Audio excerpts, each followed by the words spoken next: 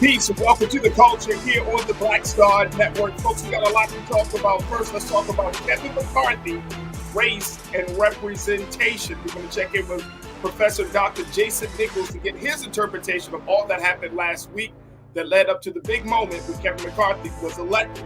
Also, let's talk about jobs, crypto, and economic survival. We're going to be checking in with economist Mr. William Spriggs to give us the latest on the numbers for jobs, employment, and what's going on with cryptocurrency and the impact that it has on Black Americans. Later on, we're going to talk about violence and humanity, how the NFL has possibly turned the tide and how it handled player injuries. We're going to be checking in with my guy, Scotty, to get the latest about the aftermath of Damar Hamlin and the fact that the Buffalo Bills player has come back home. And then later on, we're going to have a celebrity interview with Markice Moore of the Stars hit show, BMF, Black Mafia Family. So stay with us. All of that is happening on today's show right here on The Culture on the Black Star Network. Let's go.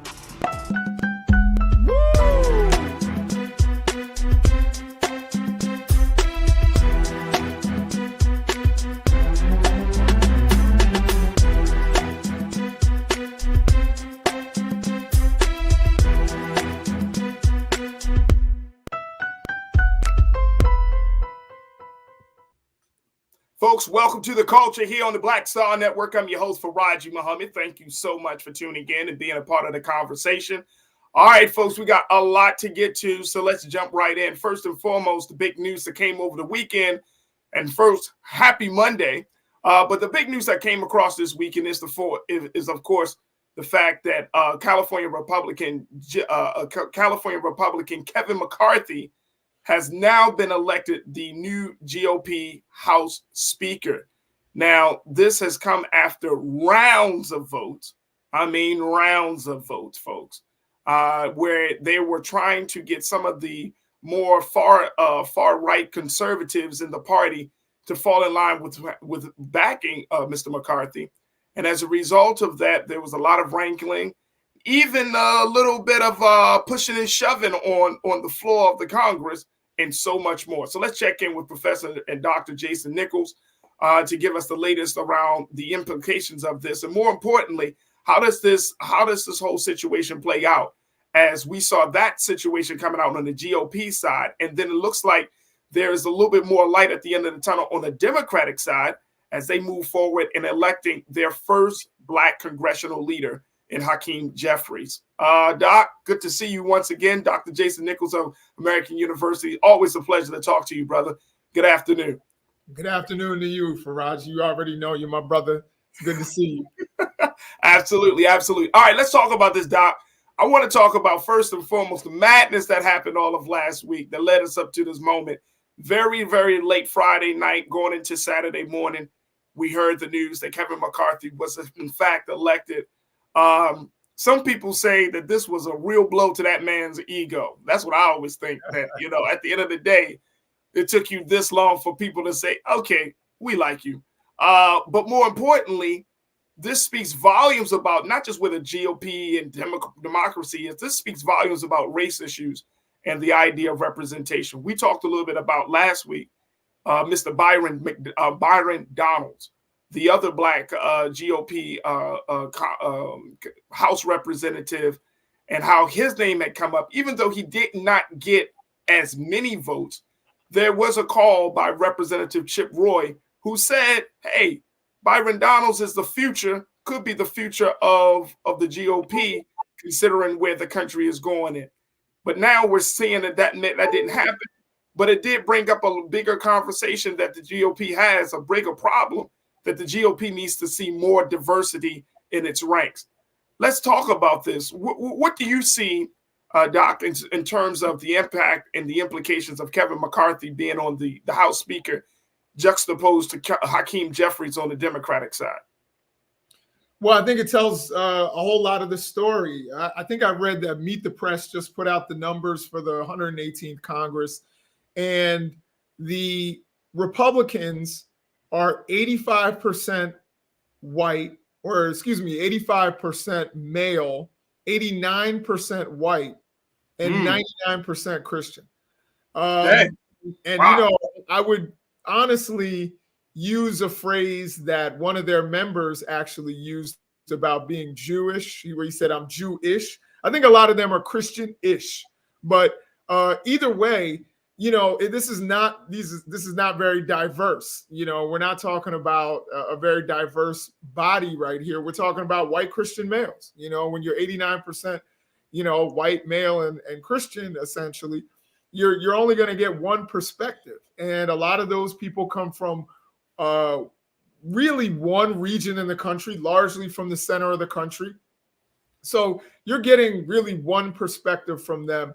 It's a whole lot more diverse in the Democratic Party, where it's about 59% male, 59% white, and I believe it was 76% Christian. And so you're getting a whole lot more diversity. You're getting religious diversity. You're getting more women involved, and maybe even people who identify as non-binary. So you have a whole lot more diversity. And I think that means that people are going to be looking out for other people that aren't normally represented. And I think that that's a good thing for the Democratic Party. Kevin McCarthy right now, I mean, of course, he is the Speaker of the House, but I wouldn't necessarily look at him as the leader. To be honest, Matt Gaetz is the leader, because Matt Gaetz has a gun, metaphorically speaking, to Kevin McCarthy's head. As soon as Kevin McCarthy does one thing he doesn't like, he will call a vote. And at the very least, even if he wins that vote, which Kevin McCarthy, even if McCarthy wins, he will be embarrassed by having essentially been recalled as Speaker of the House. So he's going to, go in lockstep with the most radical element of the party.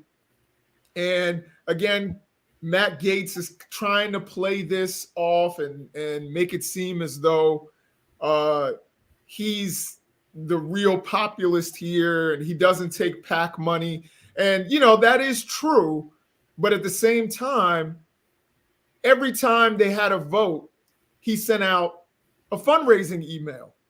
He was trying to basically raise funds off of all of this. So a lot of this is about money.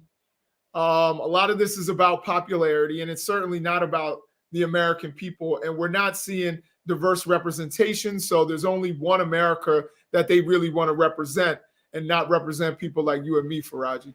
Absolutely. That's an interesting piece that you said about Matt Gaetz having a gun to his head. But I truly agree with you that he is going to be the thorn in Kevin McCarthy's side throughout this tenure of being the GOP House Speaker. Now, I want to go back to some other numbers. You quoted some numbers. This is what I saw. This is what a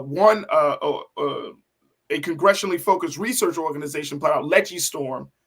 And this is something that NPR News had posted, where this conversation really comes from, this idea of race and representation. Take a look at this, folks. That NPR put out this piece saying that the idea of authenticity and who best represents diverse voters' interests is often a fraught political debate. According to Legistorm, a congressionally focused research organization in the 118th Congress, 70.9% of members identify as white, 12.6% as Black, 10.5% as Latino, and 4.1% as Asian American, Pacific Islander, 0.9% as having ancestry from the Middle East, and 0.9% as Indigenous Americans. And one of the things that was mentioned by looking at these stats is this comes from Professor Audrey Gillespie, who is a political science professor. She said, I think what has been interesting over the course of this debate is how both the Democrats and Republicans have invoked descriptive representation. She said, when the Republicans have invoked it, they are touting the gains that they have made in descriptive representation, which are real. But I think it's obvious if you just look at the makeup of the room and you look at who is standing up on each side, that one side certainly has more descriptive diversity than the other.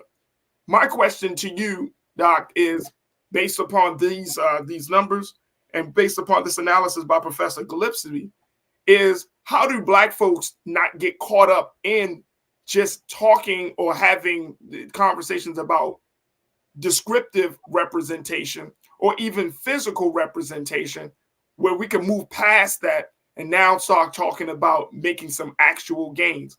Because I don't think it's enough to just say, oh, we got black people, we got more black representatives on this side or that side. Now we're looking at that the issues that are facing Black America and all of America requires people to make some gains. So how do we move the conversation along from representation to actual gains? So first thing I want to do is I want to give Black people some props, because I think we've always been having that conversation. I can tell you here in my state, in Maryland, we've had Black candidates who Black people didn't agree with, and Black people didn't vote for them. Whether it's Michael Steele, who ran for Senate, I believe, and didn't win because people in Prince George's County and Baltimore City did not vote for him. The same thing, Alan Keyes ran several times and would lose to crusty old white guys. Why? Because Black people agreed more with the policies that the white guys were going to put forward. So I think Black people are not as fooled by just putting a Black face up there as many white people believe they will be.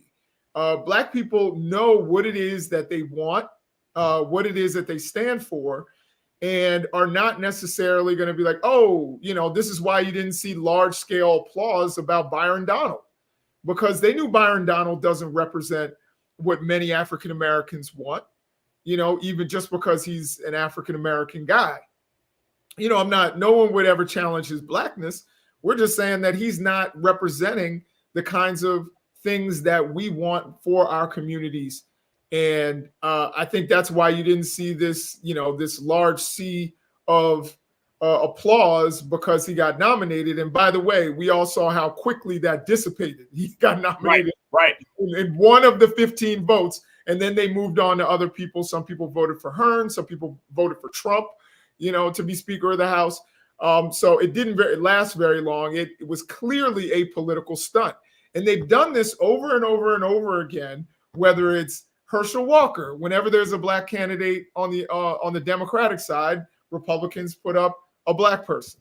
So, it's Herschel Walker. Before, it was when Barack Obama ran for Senate in Illinois, they put up Alan Keyes. They literally moved him from one state to another because they were like, we don't have any Black people. Alan, why don't you move to another state and run against Barack Obama? Thinking Black people are really that dense to not see through that. And I think it's really disrespectful to the Black voters who actually know what it is they want. There is some diversity within our community. We're not all unified on some things. Some people want reparations. Some people want, other things. But certainly we're not going to be fooled just with these, identity markers that people think are the most important thing. But representation does mean something.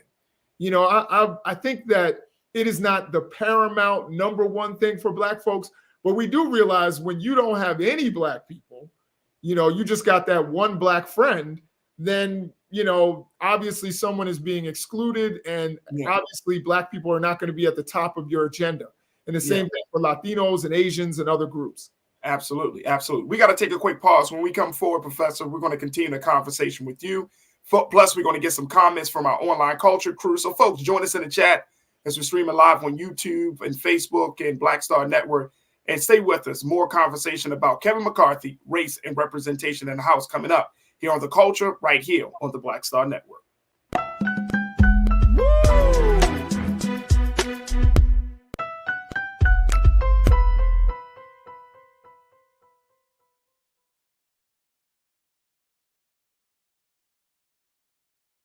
Black Star Network is here. Oh, no punch! I'm real revolutionary right now. Thank you for being the voice of Black America. All momentum we have now, we have to keep this going. The video looks phenomenal. See, this difference between Black Star Network and Black-owned media and something like CNN. You can't be Black-owned media and be scared. It's time to be smart. Bring your eyeballs home. You dig? When you talk about Blackness and what happens in Black culture, we're about covering these things that matter to us, speaking to our issues and concerns. This is a genuine people-powered movement. There's a lot of stuff that we're not getting. You get it, and you spread the word. We wish to plead our own cause. Too long have others spoken for us. We cannot tell our own story if we can't pay for it. This is about covering us. Invest in black-owned media. Your dollars matter. We don't have to keep asking them to cover our stuff. So please support us in what we do, folks. We want to hit 2,000 people, $50 this month, raise $100,000. We're behind 100,000, so we want to hit that. Y'all money makes this possible. Checks and money orders go to P.O. Box 57196, Washington, D.C. 20036-0196. The Cash App is $RM Unfiltered. PayPal is R Martin Unfiltered. Venmo is RM Unfiltered. Zelle is Roland@RolandSMartin.com.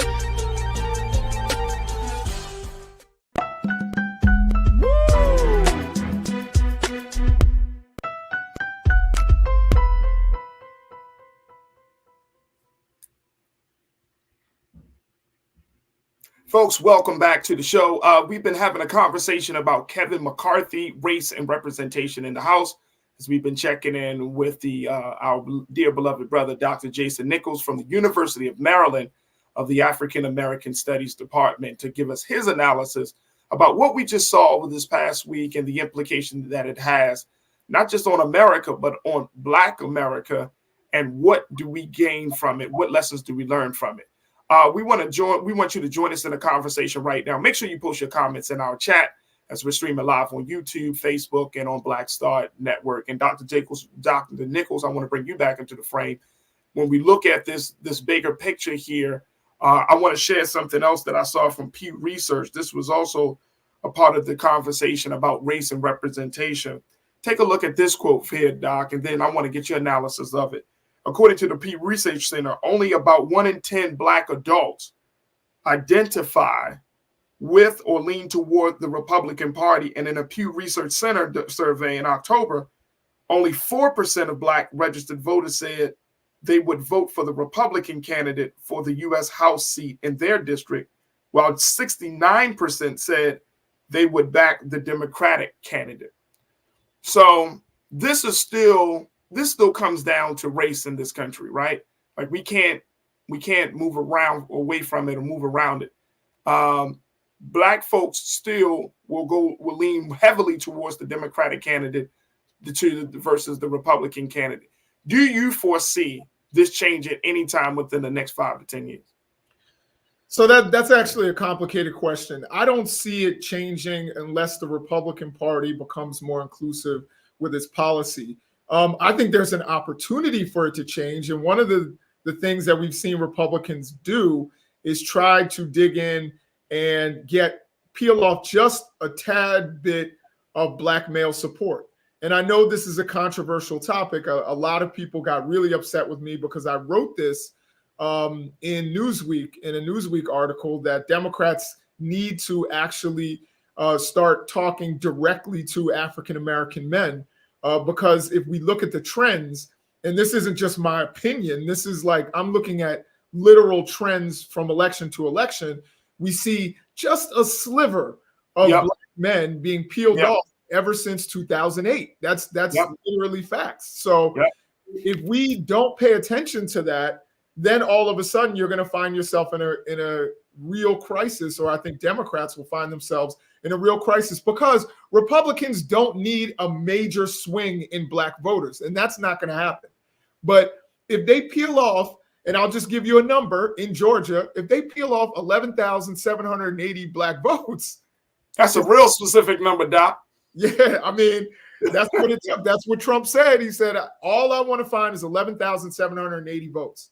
And if you can peel off that many votes where Black men are either disillusioned with the Democratic Party and don't vote at all, which I think is even more likely than them going and voting for Republicans or voting for libertarians or someone else, I think that is a real problem for Democrats. So I think as far as a large swing, you're not going to see that. I think Black women have proven themselves to be steadfast, and I think they've gotten some rewards from the Democratic Party in terms of representation. We're seeing more Black women mayors. That's a beautiful thing. We're seeing more Black women city council people. We're seeing more Black women in Congress.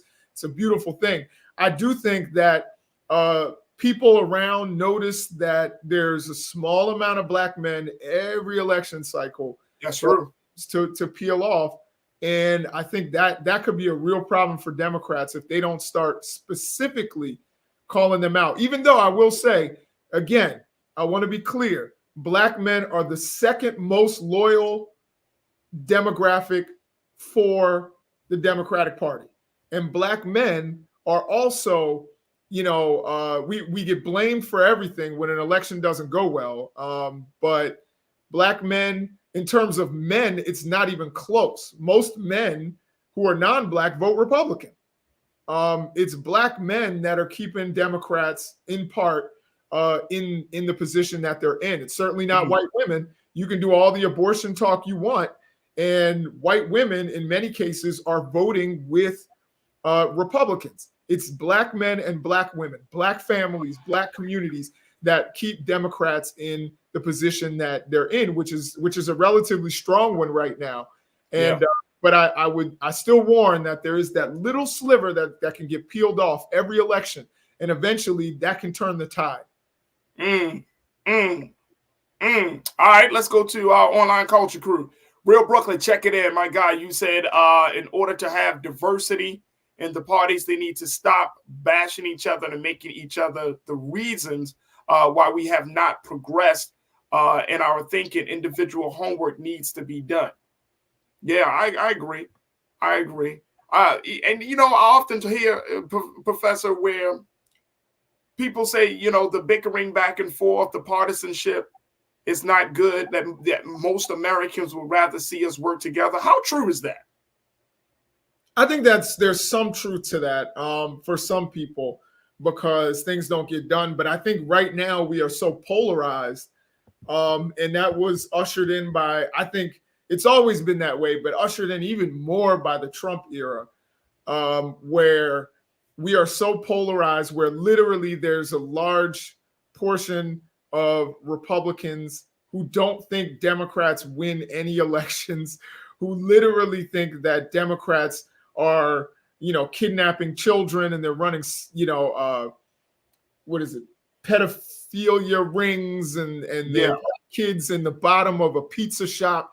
Like, that's where we've gotten in the discourse. So there are certain times where you really can't negotiate with those kinds of people. You can't negotiate with someone like Marjorie Taylor Greene, who's, taking pictures with white supremacists and believes in Jewish space lasers. You can't negotiate with some of those people.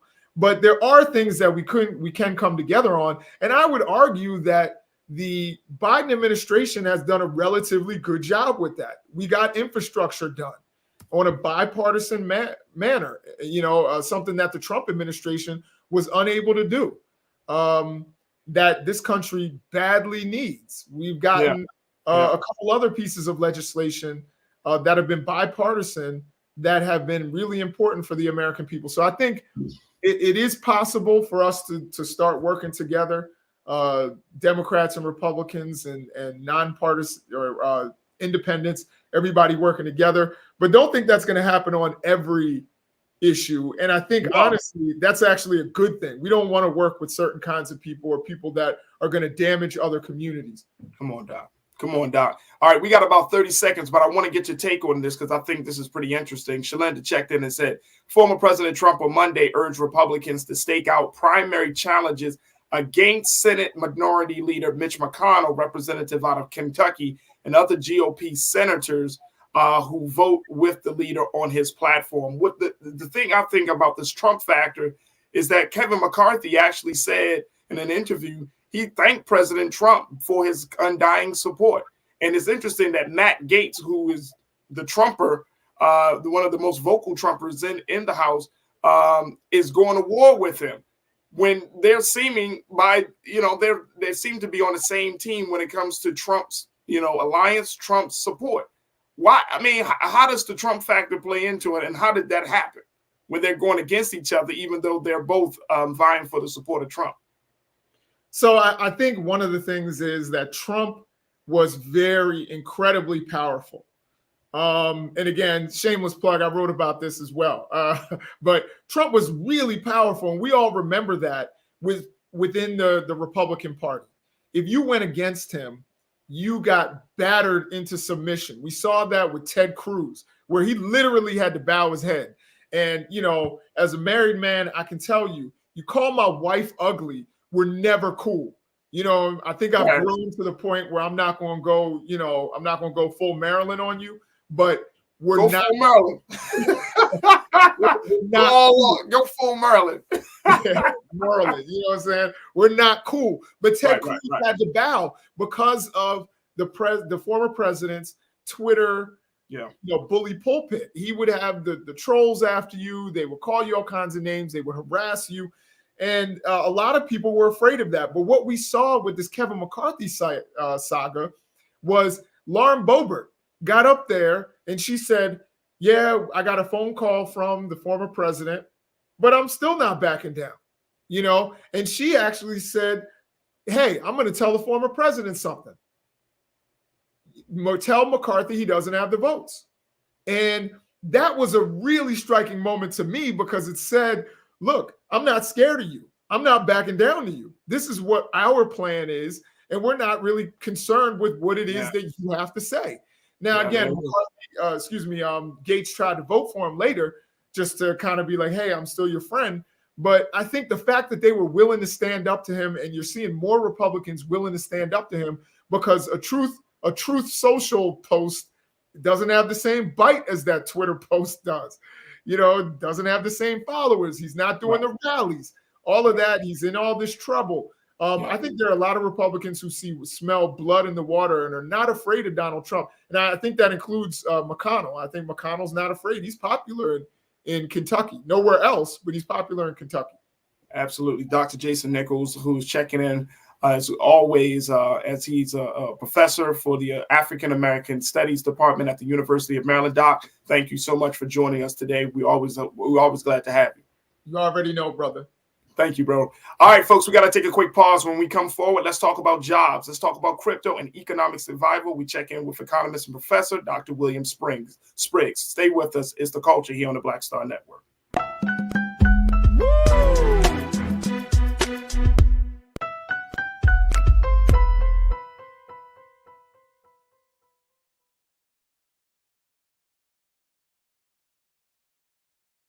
Hatred on the streets, a horrific scene, a white nationalist rally that descended into deadly violence.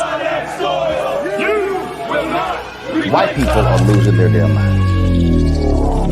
An angry pro-Trump mob storms the U.S. Capitol. We're about to see the rise of what I call white minority resistance. We have seen white folks in this country who simply cannot tolerate black folks voting. I think what we're seeing is the inevitable result of violent denial. This is part of American history. Every time that people of color have made progress, whether real or symbolic, there has been what Carol Anderson at Emory University calls white rage as a backlash. This is the rise of the Proud Boys and the Boogaloo Boys. America, there's going to be more of this. Here's all the Proud Boys, guys. This country is getting increasingly racist in its behaviors and its attitudes because of the fear of white people. The fear that they're taking our jobs, they're taking our resources, they're taking our women. This is white fear.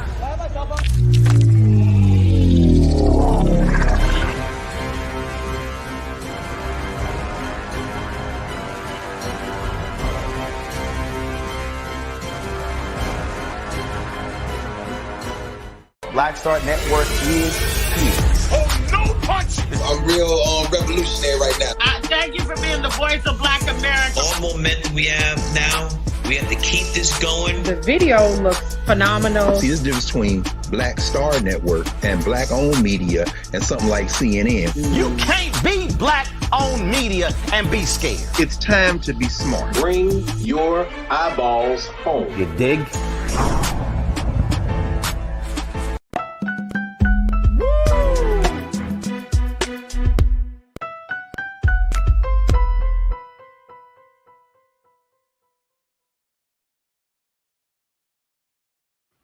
Folks, welcome to The Culture here on the Black Star Network. We want to shift gears talking from politics now to talking about the economy, jobs, crypto, and economic survival. Folks, this is one of the big stories also coming out of Washington, as the latest report that came out from this past Friday showed that there was an increased number of jobs that were new jobs. 223,000 new jobs were made available for Americans across this country. And I want to make sure that we and I want to put up this quote that we have of the situation, folks, as we look at where we stand in this country about labor.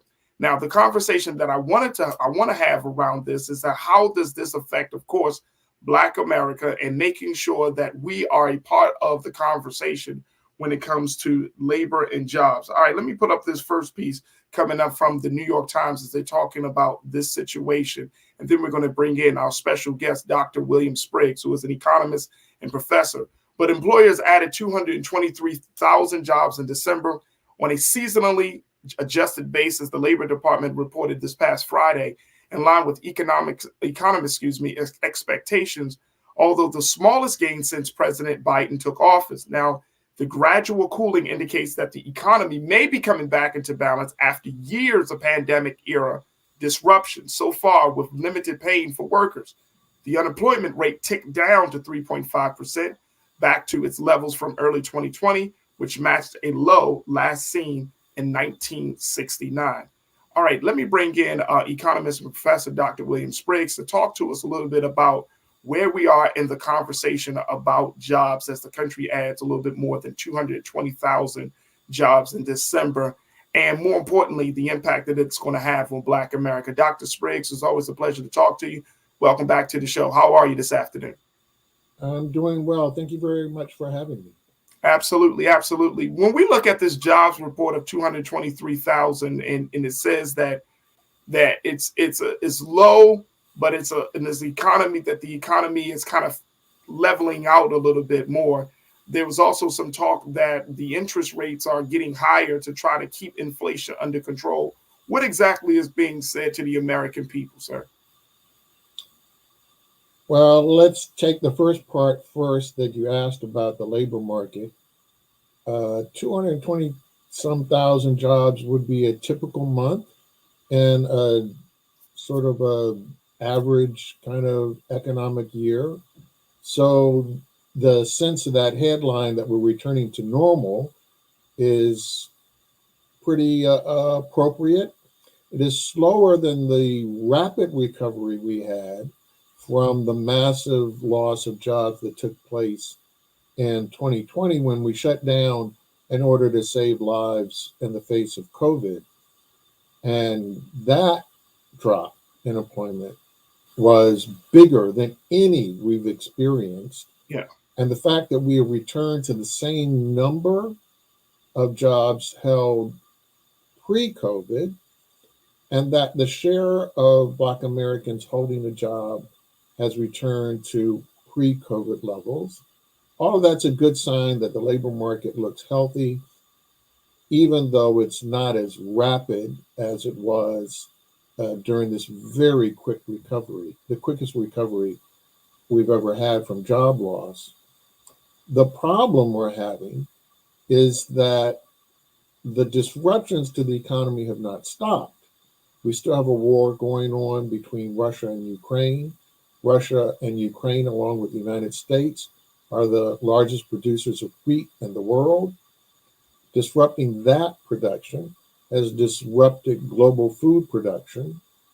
Plus, we had the avian flu. People go to the store now looking for eggs and either can't find them or see that they're at a very high price. That all has to do with the biggest avian flu attack we've seen on American chickens and turkeys.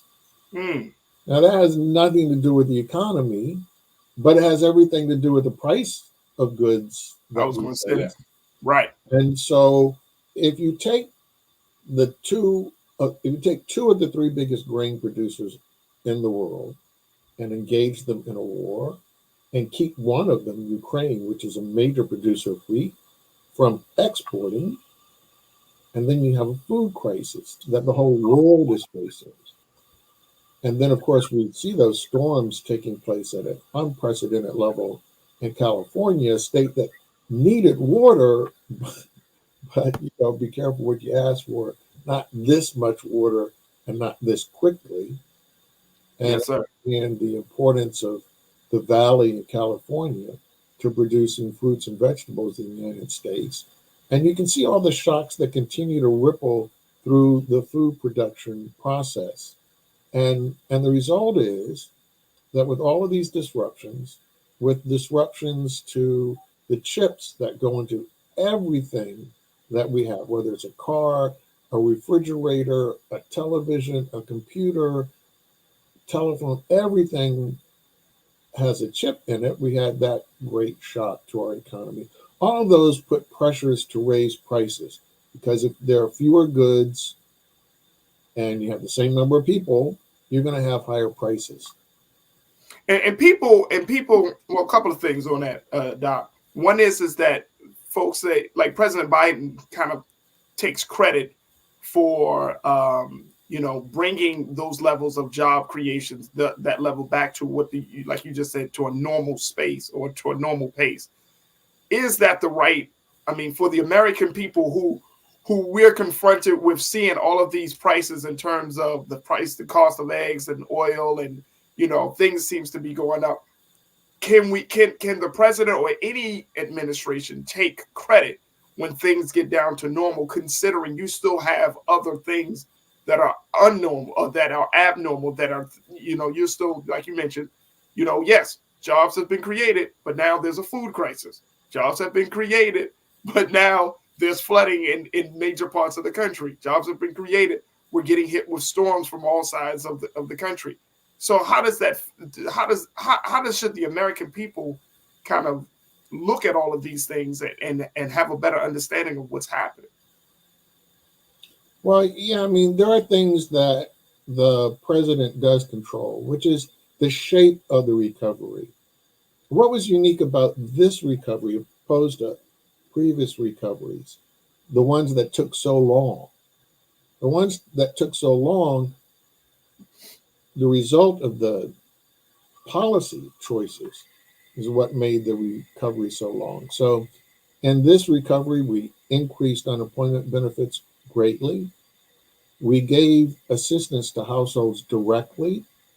One of the most important things for Black families is that President Biden had a refundable child credit so that every child in America got a child tax credit. Before, the child tax credit only went to those who had a positive income tax liability.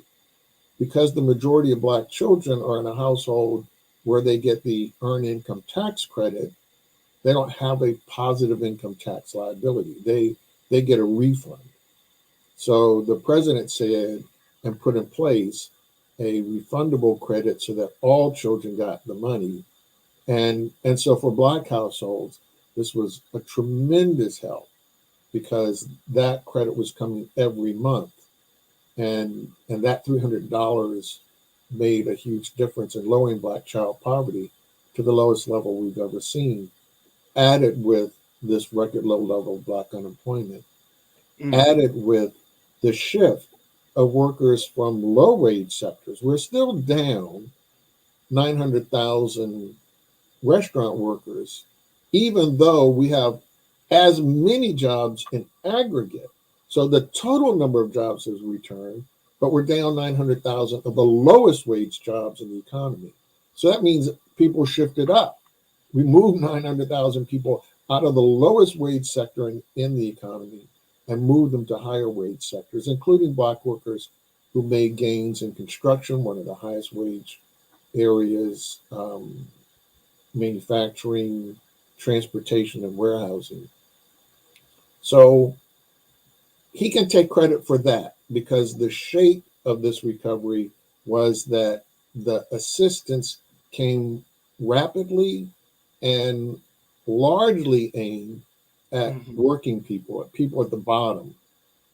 In the past, we just said, well, we'll give some tax cuts, wealthy people start spending again, and after they start spending again, people get employed, and then things will recover. Well, they did, but that took years.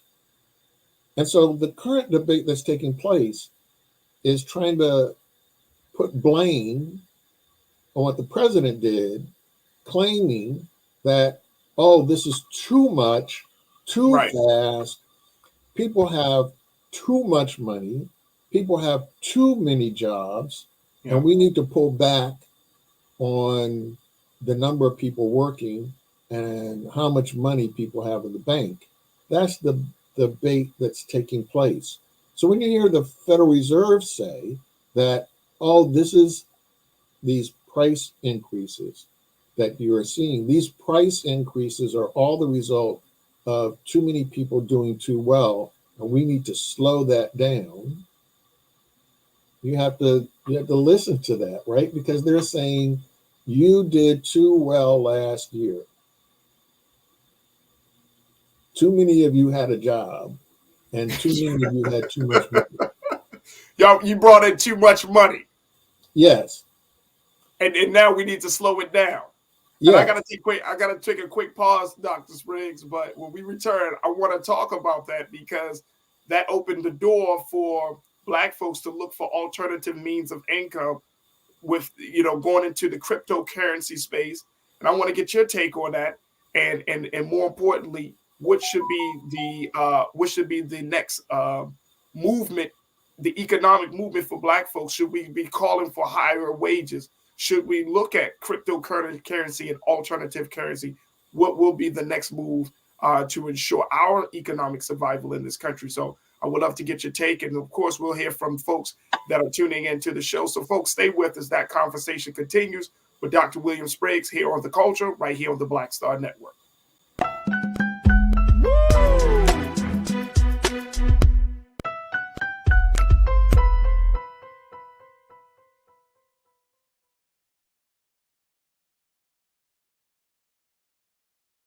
Hi, I'm Dr. Jackie Hood Martin, and I have a question for you. Ever feel as if your life is teetering and the weight and pressure of the world is consistently on your shoulders? Well, let me tell you, living a balanced life isn't easy. Join me each Tuesday on Black Star Network for A Balanced Life with Dr. Jackie.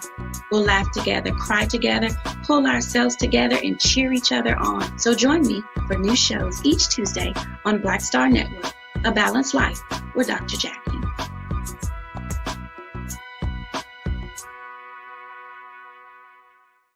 Black Star Network is here. Oh, no punch! I'm real revolutionary right now. Thank you for being the voice of Black America. All momentum we have now, we have to keep this going. The video looks phenomenal. See, this difference between Black Star Network and Black-owned media and something like CNN. You can't be Black-owned media and be scared. It's time to be smart. Bring your eyeballs home. You dig?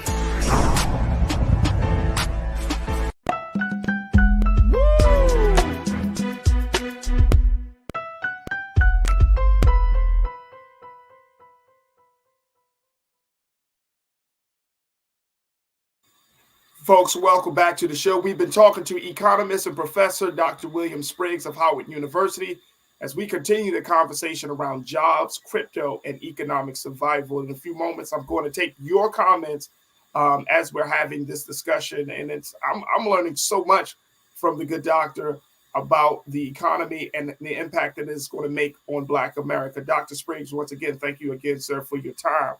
I wanted to kind of just pick your brain a little bit because we're seeing all of these economic hits. We're seeing all of these things happening in the job market. And I know that one of the big, grassroots efforts is to raise the wage across the country, whether you're talking about minimum wage, whether you're talking about what they say livable wage. And I'm wondering, listening to you today, Doc, is this the fight that we need to be on the front lines for? Is this a conversation about wages? Or do we need to look at some totally alternative economy, like what we're seeing with Black folks going into the cryptocurrency industry? Now, that industry is taking a huge hit as a result of Sam Friedman and others who have pretty much their actions have brought a devaluation of cryptocurrency. But I'm wondering, talk to us a little bit about this alternative way. What's the best course of action for Black workers to take? Is it wages, crypto, or something else? Well, for Black people, it's always, and for anybody, it's always what's the term of trade. what is the value I get for what I have when I trade? And because the biggest resource Black people have is our own labor, that's the key. Now, we've had huge success in the nation in the fight for 15 and to form a union. And this is shown up in state after state where we won ballot initiatives to finally get the minimum wage above the federal 725. One of the big tragedies of this Congress is having the Republicans in control because they are the ones who have stood in the way of raising the federal minimum wage. In states that are red states, people vote to raise the minimum wage because everybody understands the importance of that.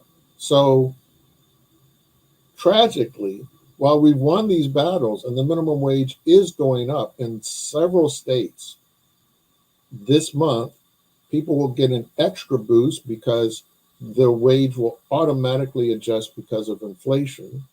But the bulk of Black workers, a disproportionate share of Black workers, still live in states where the minimum wage is $7.25, and that pulls down the wages of all the workers. So we have to engage this fight to get wages up. And as we have seen with the bravery of workers at Amazon and the workers at Starbucks who organized and are negotiating now, there are workers who are willing to brave the fight, join a union, and negotiate higher wages. Those workers in unions, those Black workers in unions, get a bigger boost relative to Black workers who are not in a union when you compare white workers who have a kind of privilege in getting higher wages anyway. Yes. And so white workers who are in unions make more than white workers who are non-union, but that gap for white workers is smaller than it is for Black workers. And so it's so important that we be able to bring extra power to the table when we negotiate, whether it's through higher minimum wages or having the option of being able to belong to a union. And so that's essential. On cryptocurrency, I'm so glad that people now see the sham that it is. I hope that forever Black people will bury this as another snake oil. I hope we've heard the last of it. You say you're so glad for people for folks to finally see the sham that it is, because it was presented as the saving grace, Doc, of our economic survival. What is the thing about cryptocurrency that had turned you off? It's a naked bet. It's a bet on nothing. Right? I mean, the football season, regular season football just ended yesterday on Sunday. And you hear about parlay bets. Okay, so that's a bet on, who's going to get the first down in the second half? Who's going to get the first touchdown in the third quarter? I mean, these are kind of silly bets, but they're on something substantive. It's an actual thing that happens and we all see it happen. Crypto is just a bet. It's just, I bet you this is going to go up. I bet you it's going to go down. What are you betting on? I'm betting it's going up. What is going up? I bet it goes up. What's it? It's just a naked bet. You're betting on nothing. I'm gonna just let the only way you make money is you find somebody who's willing to engage in this game with you. So it's not like some people would say that the dollar is a quote unquote betting on nothing because we're no longer backed by the gold standard. It's really based on the credibility of the United States. Am I wrong in using that as part of this analogy? Well, that's what people use as an analogy, but it's not really correct because yes, at heart it is that the federal government, because it's their note, will regulate will regulate how many dollars there are and will always honor paying their debts in those dollars. But then so many other transactions take place in dollars. This is one of the problems we have when the Federal Reserve raises the interest rates. People around the world want to hold dollars because then you're going to get more return on your savings because the interest rates in the United States are higher. Right. But when they do that, oil is paid for with dollars. Wheat, rice are bought and paid for with dollars. And so the problem is when the Fed does its thing and pushes up the demand for the dollar and people want more dollars, it pushes up the price of oil. It pushes up the price of food to the whole world, the whole world. And so the dollar represents the stored value of so many things that it's more than just, well, people value it because the United States has never, ever defaulted on a debt.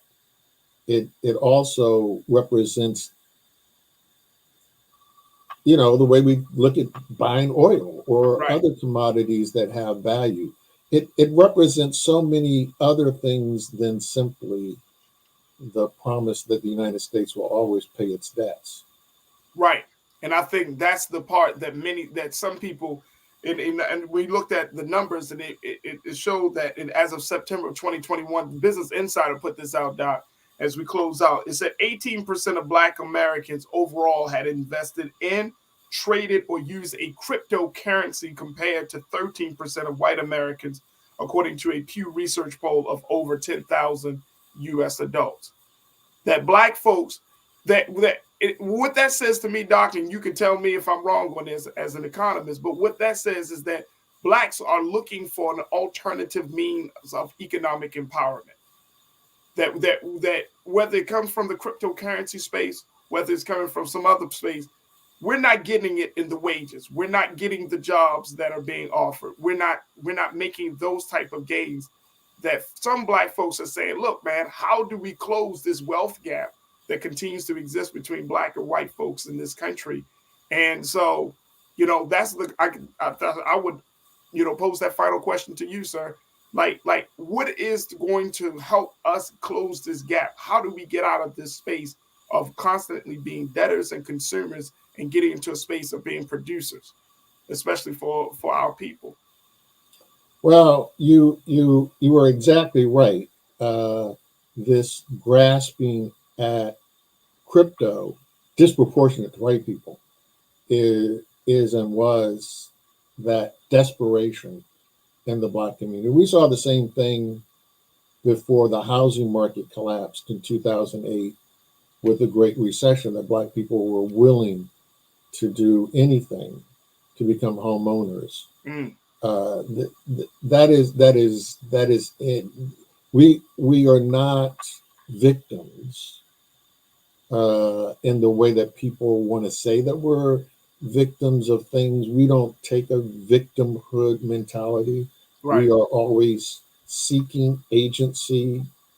We are seeking solutions, and so we do have the mentality that we will seek solutions. It's just unfortunate that we don't always have the best advice given to us, and we're willing to listen to people out of desperation for changing these terms of trade. But some things take hard work, and it took 300 years to generate this wealth gap.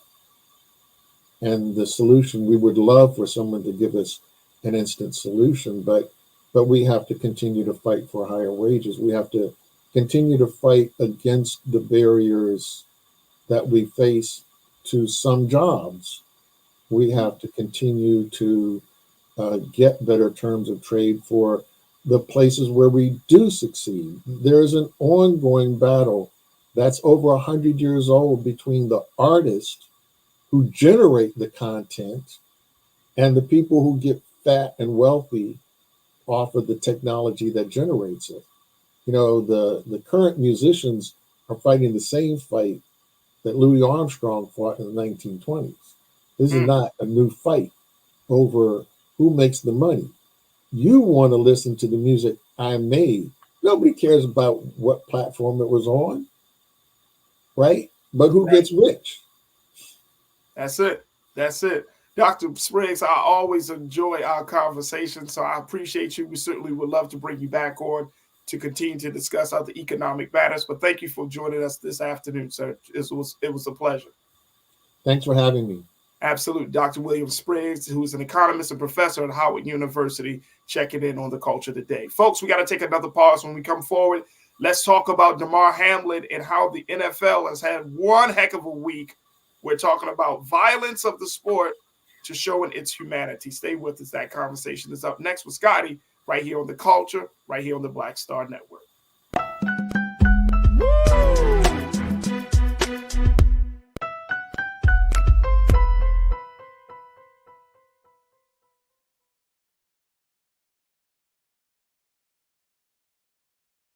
I'm Deborah Owens, America's Wealth Coach, and my new show, Get Wealthy, focuses on the things that your financial advisor and bank isn't telling you, but you absolutely need to know. So watch Get Wealthy on the Black Star Network.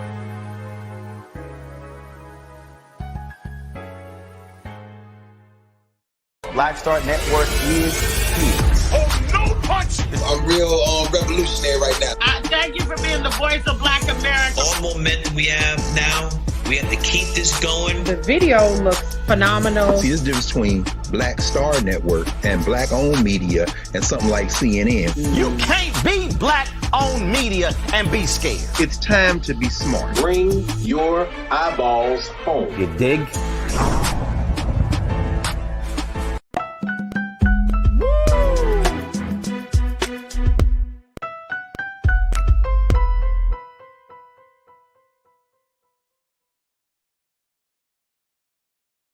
All right, folks, welcome back to The Culture here on the Black Star Network. I'm your host, Farajii Muhammad. All right, let's talk about sports, as the NFL has had one hell of a week, folks, talking about the crazy situation of Damar Hamlin, how this young brother who played for the Buffalo Bills had collapsed on field on Monday night. That was exactly 1 week today. A week later, he has officially been released from the hospital and has returned back to Buffalo, seeming to be intact considering the circumstances, and more importantly, continues to be in high spirits, as he has put out a tweet about how much the NFL has shown him love this past Sunday with its array of pageantry around his unfortunate collapse on field last week. And so this has been an interesting week, or a week there has been a much conversation about everything about the violence of the sport, to now looking at the humanity, where we actually heard commentators on air say things like, "I love you, brother, and I'm so happy that you're here with us," as they announce the games. What is going on? I had to bring my man Scotty back on, who checks in from as a sports vlogger, and he's the host of Off Script TV, to give us some insight as to this crazy, crazy week in the NFL. Scotty, my God, thank you so much for checking in as always, bro. Good to talk to you. Look at you. Good. What is this? Stay ready, baby. You know what I'm saying? I stay ready now. You know what I'm saying? I do a little side hustle for my, if my YouTube ain't hitting, I gotta do a little side hustle. What's good though? We talking about Damar Hamlin. What we talking about? We talking about what's good, baby? Woo, okay, I wasn't ready, Scotty. Yo, you got us like, we got to talk first. Okay. Okay, all right. I'm gonna get myself back on track here. Damar Hamlin, our brother, has been released from the hospital, returned back to Buffalo. It's been made official. he put out a tweet yesterday, OMFG, when he saw not only that there was a lot of love around the NFL for him, but also his team, the Buffalo Bills, have officially became the number 2 seed in the AFC playoff picture. Shout out to Damar. Let's talk about this. This has been a very eventful week because it really started off talking about player safety, health and well-being, talking about the violence of the sport, and now it's talking about, this has been a wonderful, it's like a humanity tour of some sort. What do you make of this, bro? Listen, man, it's the nature of PR, right? You know what I'm saying? It's okay. You sell scare, you sell fear, right, to get the clicks, right? And then everybody's hoping, praying, wishing, because it happened on Monday Night Television. The whole world pretty much saw the cardiac arrest and things like that. And then you go into prayers and thoughts, because you can't be the platform that doesn't seem sympathetic to the situation. Right. And then the video and that which we discussed last week about the real issue of the NFL not supporting players in their health care and benefits and CTE and all that stuff. But that has still not risen to the top of conversation. And I also want to bring this point up. And this is the best PR that you can do. Right. The Buffalo Bills are going to pay Damar Hamlin's full contract, because when you go on IR, there's a split. They only pay you half of your contract. Well, that looks really bad in this situation, right? Because then it brings up the situation of health benefits and things like that. So what do they end up doing? They say, you know what? We'll pay you full. Now, mind you, there are other players currently on IR that are not getting this. Did they have cardiac arrest? No. But that does not mean that the injuries that they have sustained that have put them on IR will not carry with them throughout their life. And who's to say they're going to come back and play the sport, right? So when you set, in courtroom and legal talk, it says you set a precedence, right? Now that you set a precedence that Damar Hamlin can get his full contract, if I'm a Bama, if I'm one of them Bamas on IR, you best believe my agent about to be calling into somebody and say, how I get that deal? Well, let me ask you a question. He was only getting paid less than $1 million, right? If I'm not mistaken. 860. He has a 4-year, $3.64 million contract that equals out to about 860, 870 per year. So he's going to get now his full contract. He got it pretty much as like a guarantee for that year. So, so IR, whatever you were getting paid. So if he was getting 860, he would get 400,000, like 420, 430, because now he's on IR. But now he's going to get the full 860 for that year. So a couple of things. One is, how do you justify that to the other IR players? I mean, what do you say? He almost died? I mean, that's really all you can say. Hey, he did almost die. Like, you saw it. We all saw it. He almost died. You know what I'm saying? But if it's me, I don't care. And I'm trying to say that I'm not saying I don't care about him in his livelihood. What I'm saying is we all on IR. Now, are you telling me a certain condition has to happen to you for you to get paid? So if you don't have cardiac arrest, or if you don't have a life-threatening, if I don't have to get CPR on the field, then I can't get my full pay? Because this is a slippery slope that you're going to slide down, because once you set a precedence like that, and people are going to bring that up. Why can't I get that? Why can't I get that? And it's life. That's what happens. You know what I'm saying? So, it's going to happen. It's going to happen. All right, so Lori Parks checked in, one of our online culture crew members. She said he has been released from the hospital, and the NFL is still going to pay him his money. This is the question that he might think about. Is his career over after this? Does he still want to play at this point? It's not even about him.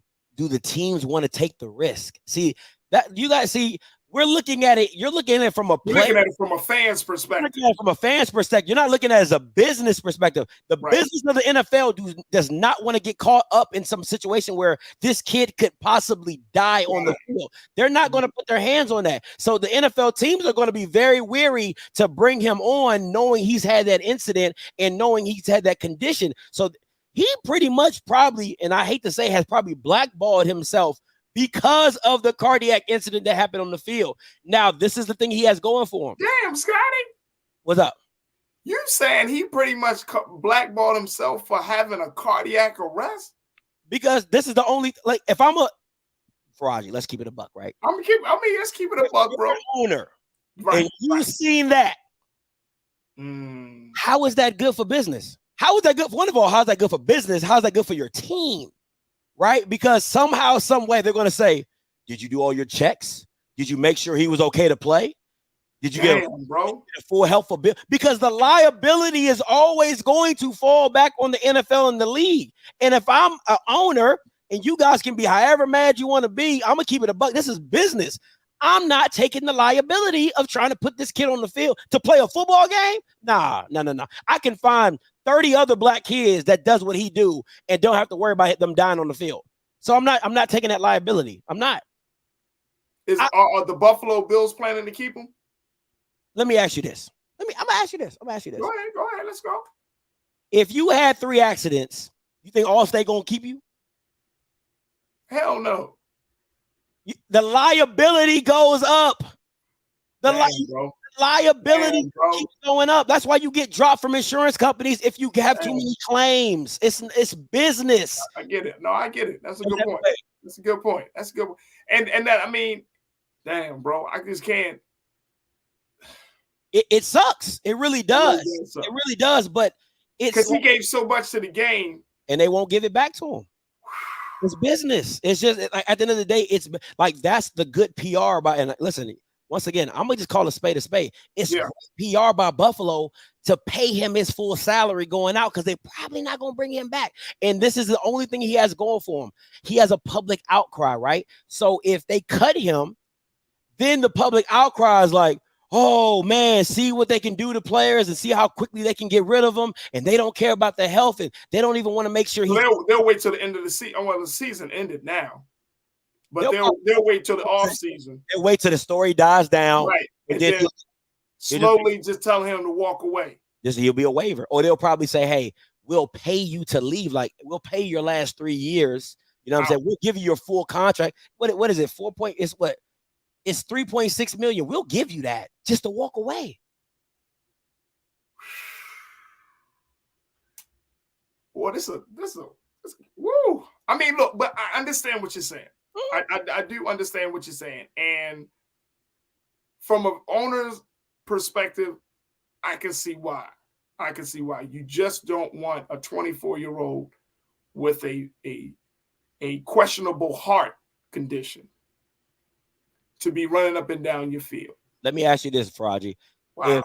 If let's say the whole offseason comes back, fact, Tua comes back, he gets a concussion the first day. How does that look on the Dolphins? You see what I'm saying? The liability just keeps growing with injury. It's always going to fall back on the team because they're going to say, why didn't you save the player from himself? It's always going to fall back on the team. And I wouldn't want the liability. I'm just gonna be real with you. So as an athlete, you played the sport. How do you have a conversation with a Damar Hamlin saying, look, bro, or with Tua, or with any of those players who have suffered some serious injuries to say, it's over? How do you tell them that at 24, 25 years old, 23, you know what I mean? It's not going to happen.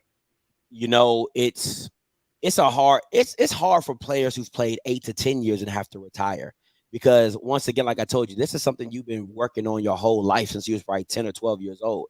And now you're 32 and now you got to go find something else to do. The biggest question I would say is your life, or if you have kids, is seeing your kid not grow up and killing yourself early. Is that worth it? Is that worth not being able to play with your son when you're 40? Is that worth not being able to run with your daughter? Is that you not being able to walk your daughter down the aisle?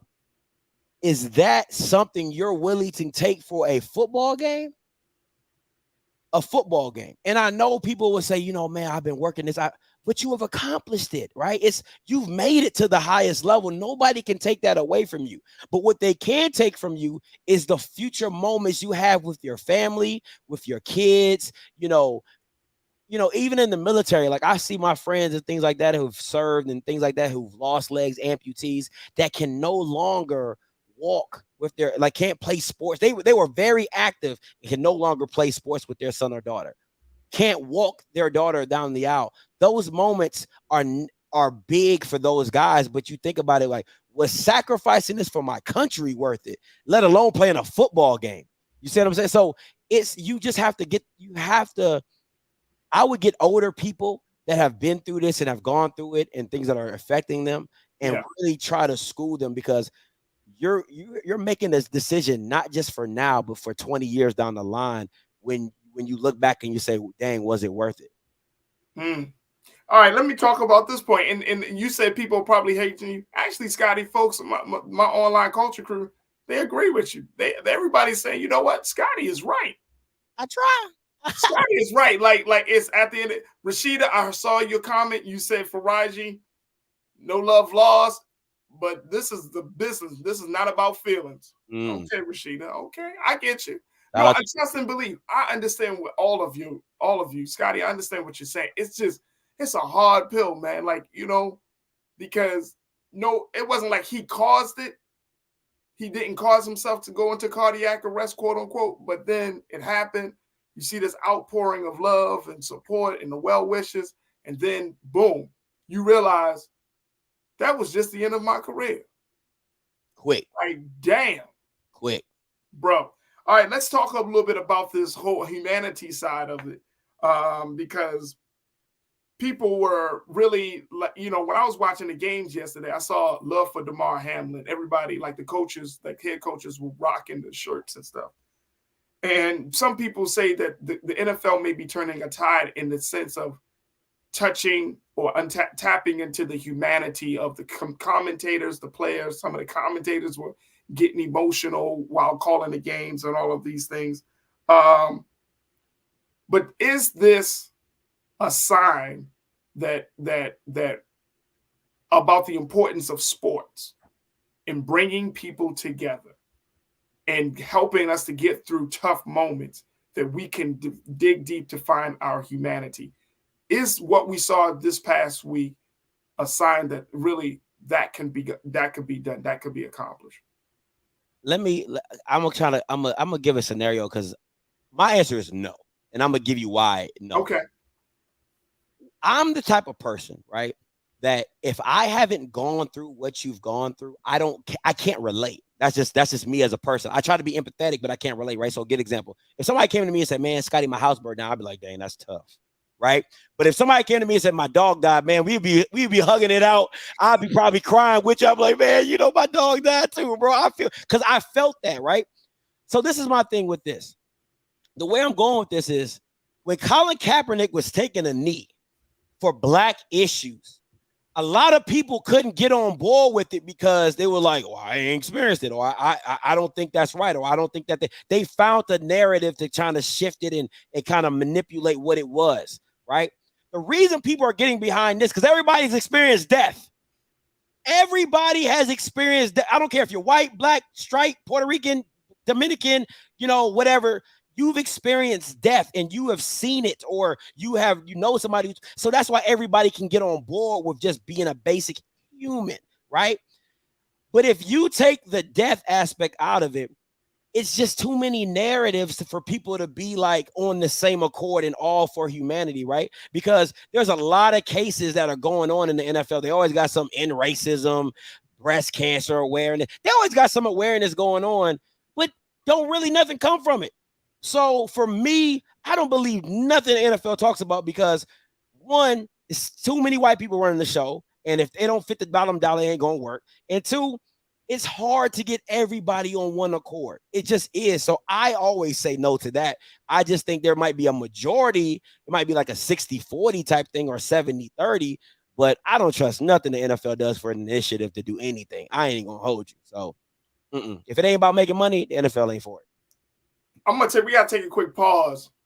And I'm gonna just ask a question once we get back, because at this point, what I'm seeing, it feels like when you think about the future of Damar Hamlin, when you think about how the NFL handled this whole situation, it just gets me into a space where it's like, man, just play the damn football, man. Like stop trying to be everything to everybody. Just play football, damn it. Like, that's all it comes down to, Scotty. Like, you know what I'm saying? Because I don't want my sports team to try to be my moral authority. I don't want my sports team to try to be my activist. I don't want my sports team to be my advocate in race issues. I just want you to play football, bro. Play the sport. Like, you're doing too much. That's real. You out of bounds with it. And it becomes really more insulting more than anything, because you're trying to do too much. And I think that's in part because of us as the fans and us who consume the sport, that we're also kind of conscious that we want every level of consciousness to be spilled over. And you know, maybe it's me because I'm getting older, Scotty, but I don't need consciousness, quote unquote, in every element. I don't go to watch certain movies for the consciousness of it. Yeah, I know that might be surprising to some people. Just entertainment. Just entertainment. I feel, you know what I'm saying? Like Jay-Z said, it's only entertainment. Like, that's what it is. Yeah, that's real. You know what I'm saying? Like, you don't go to boxing and be like, well, it's two black men fighting. Like, which one? What's the politics of the?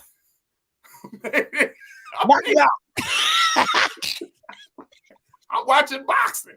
If I see a black man, a Latino man, I'm gonna be like, man, see, that's what happens. See, the white man wants the black man and the Latino man to go against him because he wants to I mean, like, that's what it is. Like, and I don't know if this is just because, like, NFL, you're doing way too much. Look, I gotta take a quick pause on that. I want to get some feedback from our online culture crew and hear what folks got to say. Folks, am I wrong in this? Like, after a while, do you just feel like the NFL is just simply doing too much for trying to appease too many people? I just want you to do what you do best. Play football. All right, stay with me. That conversation continues up next. As also, we're going to be checking in to have our celebrity interview with Markice Moore in a few moments. So stay with us. A lot to get to here on The Culture on the Black Star Network.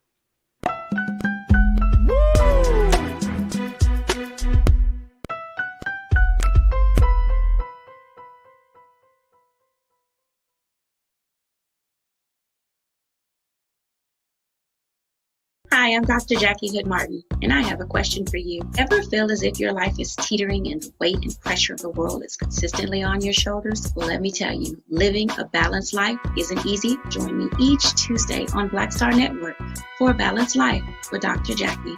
We'll laugh together, cry together, pull ourselves together, and cheer each other on. So join me for new shows each Tuesday on Black Star Network, A Balanced Life with Dr. Jackie.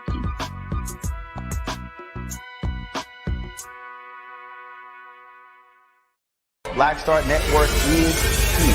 Oh, no punch! I'm real revolutionary right now. Thank you for being the voice of Black America. All momentum we have now, we have to keep this going. The video looks phenomenal. See, this difference between Black Star Network and black-owned media and something like CNN. You can't be black-owned media and be scared. It's time to be smart. Bring your eyeballs home. You dig?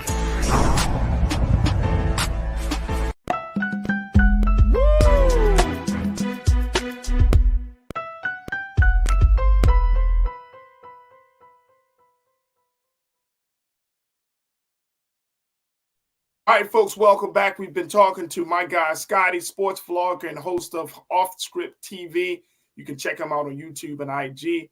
But my guy, Scotty, has been keeping us posted about the developments of the story around Damar Hamlin and what's going on in the NFL. As we've been talking about what a week it has been in the NFL, as we talk about the violence of the sport to how humanity has been played out on this past Sunday's game, Saturday, this weekend's game, and how it will, and hopefully we will see it more in this playoff this wild card weekend and the playoffs games as well. Let's bring Scotty back into the frame. Scotty, I don't know. Man, you killing me, bro. You killing me. Gotta keep it moisturized, man. Gotta keep it moisturized out here. But look, real talk. Like, are we expecting too much from the NFL as consumers? Do we want too much? And I'm partly because I don't know if it was because of Colin Kaepernick that activated a certain level of consciousness in us that forced us to say, NFL, what are you doing to promote social justice? What are you doing to protect Black players? What are you doing to giving space for Black needs and concerns, considering that 70 to 80% of your players are Black? I don't know if it was Colin Kaepernick that did that, or because I don't remember us having these conversations prior to Kaepernick. I mean, in mass, the way we've been having them. I don't have, this is the problem I have. I have a problem with the NFL, right? Like the owners, the commissioner trying to do race issues. I don't have a problem with the players standing up. Right. Okay. I agree with you 1,000%, bro. Inside of the NFL, you're giving them. So that's where I think we're speaking on, because to me, there's too much Black product not to see it triculate into higher management. And that's with any job, right? That's why we're always looking for Black or Latino men and women to be in the top, the Fortune 500 companies or the S&P. Like, we're trying to find that higher, because you're like, how can you have B-level and C-level executives, but nobody at the highest level in your business? That doesn't make much sense, right? So it's the same thing with the NFL. Is why aren't we seeing, higher levels of Black matriculating through the NFL system when the NFL is produced and pushed by Black bodies? Like, you can say whatever you want, anybody out there, whatever. Black people are the NFL. Let's not play this game, right? Right. No, absolutely. So why aren't we seeing them as general managers and executives and vice president of this and vice president of that? You know what I'm saying? Like, in the NFLPAs, yeah, you're seeing that. You got Troy Vincent as the NFL executive, but we should start seeing more Black owners as well. Black people watch football. There's Black billionaires. You know what I'm saying? There's Black billionaire groups and millionaire groups. So why aren't we being a part of the league that we've been building for the last 60, 70 years? I agree with that. Rashida, again, you pointed out that there should be a discussion about Black head coaches on the field. Absolutely. To your point, Scotty, you also mentioned the fact that Black, I agree with those things, right? But what I don't think that the NFL does well is, let's start with what they do well. They know how to create a marketing campaign for the masses of people. What I don't think it does well is actually implementing things within its own structure. Absolutely. To necessitate that change, right? You know what I mean? So I would be more, it's like you go to any job. If you work for a major company, the company talk about diversity and equity and inclusion, and your company is talking about respect and all of these things, and you working for the company, but then you still see in the boardroom white faces. And it's like, is the company doing what it needs to do on the inside of the house before promoting it to the outside of the house? And so I that's the part. But the other part for the fan and the consumer, because it's like, now you want us to, like, we're coming into a situation like now it's very public. It's very, very public. You know what I mean? Like, how the NFL operates, how the NFL makes its decisions, who's responsible for what decision. And part of me is just, I almost kind of tune out a little bit, because I'm like, I love football. I love the game. I love watching the game. Yeah. I don't want to see my brothers getting bashed up. I definitely don't want them seeing collapsing on the field. But at the end of the day, I do want to see the sport. And since I live in America, this is the National Football League. This is where we watch football. I want to watch football and not always think about the issue side. Now, I don't know. Maybe I'm just. Once again, for me, I can't eliminate one from the other. Now, once again, I agree with you. The NFL pushing an agenda, I ain't gonna believe it. But the players never have an issue. This is my right. I agree with that. This is what happens when, and this is part of the system. When you have people that don't look like you, they're not going to take your stances seriously, i.e. the Rooney Rule, right? The Rooney Rule was specifically made for black head coaches, and now it has turned into a diversity rule to where as long as it's a woman or as long as it's a Latino or no, that's not how it started. It was a black head coach rule, and now it's morphed into a diversity rule. I can't agree with that. But now, if you had black owners or you had black people in higher administration, they'd be like, no, that's not what it was for. It was for black head coaches. And you're seeing what's going on, how teams are hiring minority coaches and firing them after 1 year. The guy, Lovie Smith, Houston Texans, was there for 1 year. The coach before him was there for 1 year. How is the Texans not being penalized for this? You see what I'm saying? It's just little things like that. The guy you fired, Brian Flores, at the Dolphins after he went 8-8.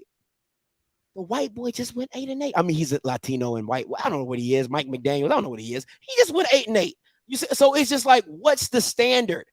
So it's just things like that. So I think. But let me ask you a question though, bro.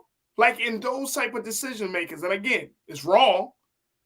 But should us as the fans be privy to those decisions? Because when you look at those bigger companies, who said it? And one of our online culture crew just made the point that when you look at some of these other Sandy checked in and said, you're not seeing them make changes just like an IBM or Chase or other corporations. They get positions and sat down. And Sandy, you're right. Like, we're not privy to those things. So I'm wondering, who should we be privy to those things after a while? Because here's the thing. Here's why I'm saying all of this.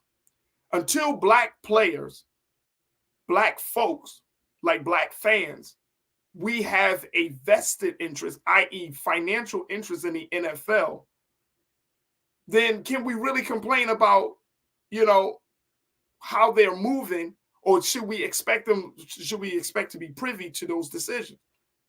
The only thing that we're invested in is our money when we go to the games, when we tune into the game, and when we spend our times watching these games. Of course, producing the players themselves.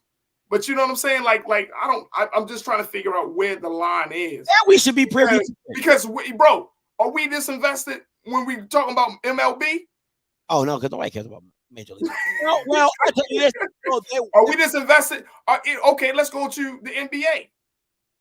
Are we that invested? Because the players are that invested. The players, listen, the NBA is ran by the players. Everybody knows that. That's a different scenario. Yeah, because them NBA players, they don't play about their money, and they don't play about their money. They don't play about. But see, even what's the name? Who and I forgot the commissioner. You have David Stern. Now you got Adam. Is it not Adam? Damn, I forgot the dude's name. That's how irrelevant he is. But they created a space. See, the NFL has got it wrong. Is y'all want to treat black players like cattle? You won't create a space. In the NBA, LeBron can say whatever he wants, and guess what? The commissioner will be like, "Well, that's LeBron James. I mean, he the face." But they listen. It's like it's truly a situation where it's like they the big boys on the block, and you just along for the ride because the NBA understands without KD, without LeBron, without Steph Curry, if they not happy, this ain't going nowhere. This ain't going nowhere. And guess what? Guess what they do? Guess what the NBA players know that the NFL's players don't know? Their power, their leverage. They got the leverage. LeBron says, we wearing these shirts. LeBron says, I don't appreciate y'all He talking into another league situation. Yeah. But the difficult part about the NFL is all the bodies involved, right? People say baseball as well because they got so many minor leagues, they'll drop you down or whatever. But all the bodies involved on an active roster in the NFL, it's like 52 per team. You start doing the math, 32 teams, it gets crazy, right? Yeah. But at the end of the day is I never have a problem with players sticking up and trying to sticking it to the system because at the end of the day, They are the product. You're the leverage in the play. Yes, you have an infrastructure that is built around you, but that infrastructure means nothing without the players. You can promote the NFL all day. If I can't see players on the field, what is this? It's nothing. You know what I'm saying? The NFL is absolutely nothing. And the NBA understands that. That's why they have such a good cahoots with their players and the owners. It's a real partnership. The NFL is, I hate to say it, it's a slave mentality. Oh, no, bro. Yeah. We all know that. We all know. And that's the unfortunate part. And that's why I will forever love my brother Colin Kaepernick, because, you know, for him making a stand. But the fact is that you gotta break up that slave mentality. Scotty, I gotta stop it there. But my man, you are absolutely on point. We always enjoy talking to you, man, and we're gonna bring you back to have more conversation. Keep the soul glowing. Yeah, you know what I'm saying? Just let your soul go. You know what I'm saying? I got Hey, yo, make sure y'all check out my man Scotty on Offscript TV. You can find it on YouTube and IG. There it is right there, Offscript with my man Scotty. Y'all check him out, man. We bring Scotty on here every week to talk about something related to sports and so much more. Scotty, thank you, sir, for doing the work that you do and being so good for the culture. Thank you, man. Appreciate you, Farajii. Always, man. Love being on here. Love it too, brother. Thank you. All right, folks, we got to take a quick pause when we come forward. Let's check in with my man, Markice Moore. Stay with us. It's the culture here on the Black Star Network.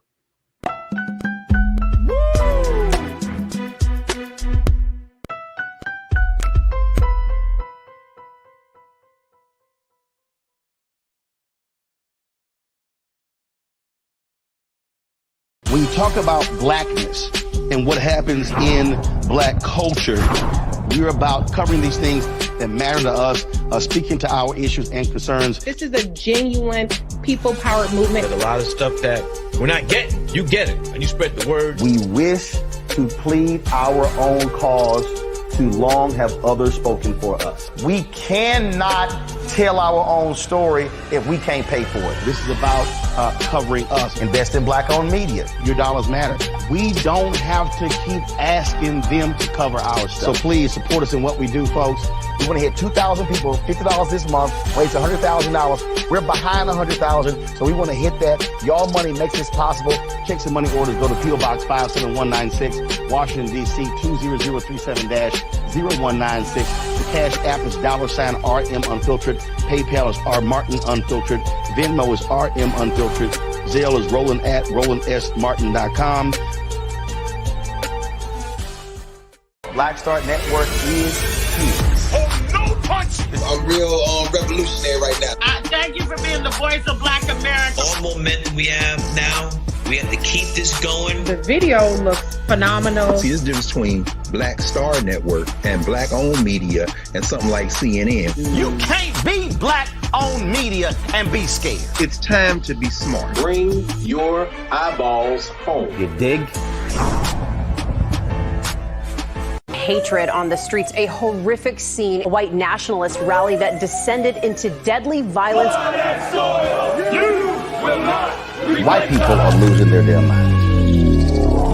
As an angry pro-Trump mob storms the U.S. Capitol, we're about to see the rise of what I call white minority resistance. We have seen white folks in this country who simply cannot tolerate black folks voting. I think what we're seeing is the inevitable result of violent denial. This is part of American history. Every time that people of color have made progress, whether real or symbolic, there has been what Carol Anderson at Emory University calls white rage as a backlash. This is the rise of the Proud Boys and the Boogaloo Boys. America, there's going to be more of this. There's all the Proud Boys, guys. This country is getting increasingly racist in its behaviors and its attitudes because of the fear of white people. The fear that they're taking our jobs, they're taking our resources, they're taking our women. This is white fear.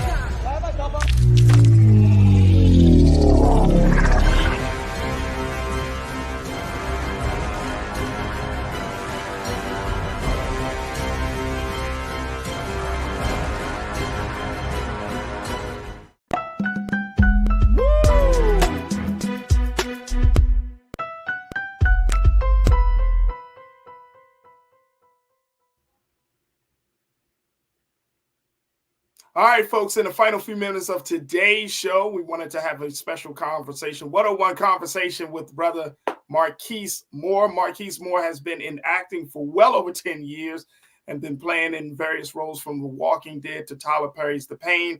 You can now check him out in the Starz hit show, BMF, and we're happy to have him here on The Culture, here on the Black Star Network. Markice Moore. Markice, good afternoon, brother. What's going on, man? First of all, we got the times crossed up. I was told 7:30. Wow. And I'm outside handling some business, so I was like, I'll join, but I don't know how good my sound is going to be. Your sound is great. Your Vegas right now. Good. You're in Vegas right now. Uh-oh, did we lose you? We hear you. There we go. You in Vegas right now? Yeah, I'm in Vegas right now. All right, so real quick, Markice, I know you want to move, brother. Yeah, this gonna be damn near impossible. You rocking and you moving around a lot. Yeah, I mean, I thought this was scheduled for 4:30 my time on the West Coast. Okay. That's what I got in my email, 7:30, but we could try to make it work. I'll find a quiet place. That's fine. That's all good, brother. First and foremost, congratulations on all your success, man. Thank you. Thank you. I really appreciate it, man, coming from the brothers, man. Hey, man, look, I watch your work. I've watched the shows that you've been on, Walking Dead, The Pains. I've watched BMF, man. These are all quality productions. How would you say your career is going? I'm gonna try to find a bathroom so I can hear you because I can't hear nothing you say. Where's your restroom? My man gonna do it in the bathroom. This is how we do it on The Culture, though, yo.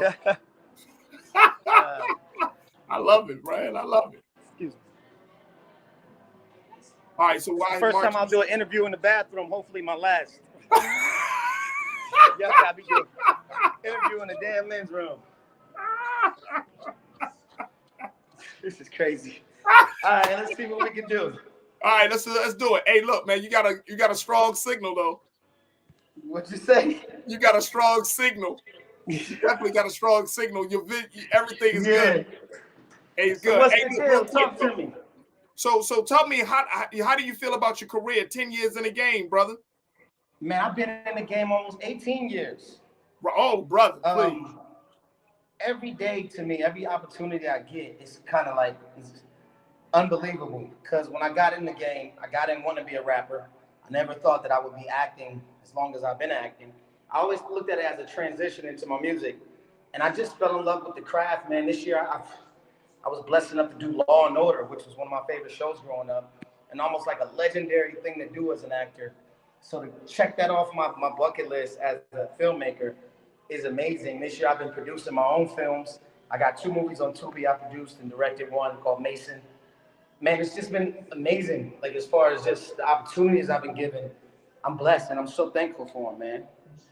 That is dope, bro. That is dope. Talk to us a little bit about some of the, like with BMF, that's a very, very popular story, especially in Black culture.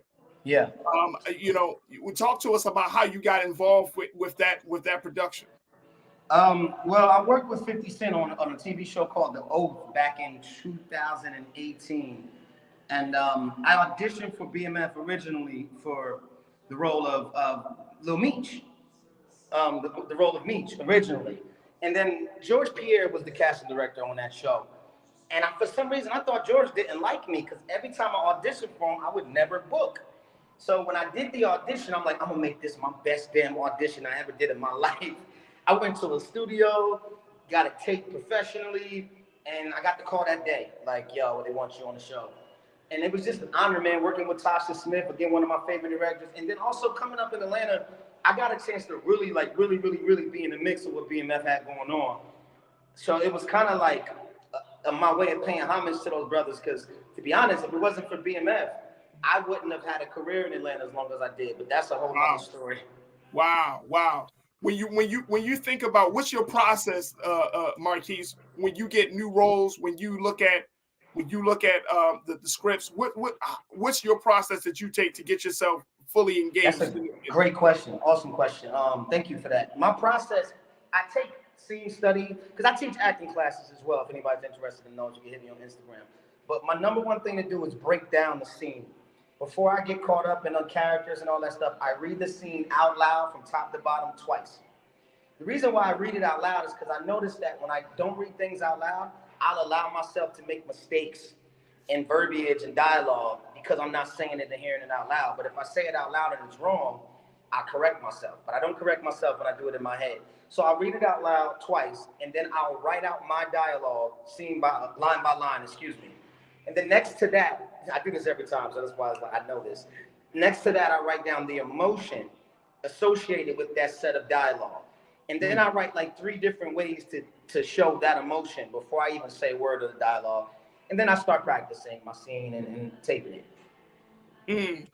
One of our watchers are saying that you have great energy and a great aura. How do you maintain that, bro? How do you stay humble in this situation? God, to be honest with you, really staying connected to God, to my higher power, to Jesus Christ. For me personally, I think that energy is Him in me.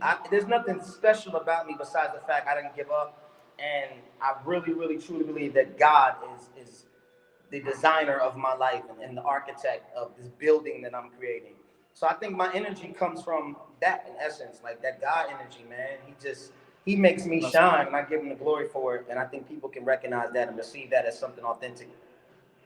You've been in very pivotal roles in your career for Black culture. How do you see yourself in the bigger landscape of Black representation?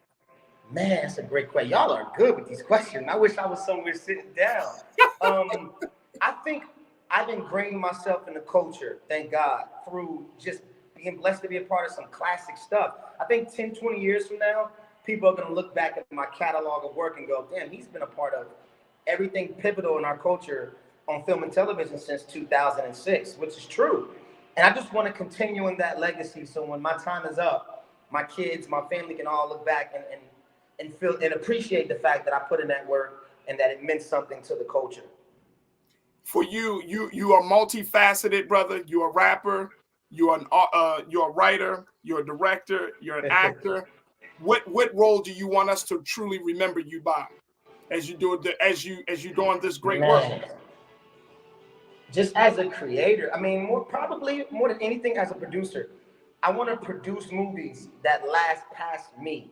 And what means I don't always want to be in front of the camera. My production company is called Both Sides of the Camera Studios. And one of my goals is to eventually put other people in the position I'm in and start producing and curating some of these concepts in these films. So I would say down the line, I want my legacy to be known more as a hell of a film producer.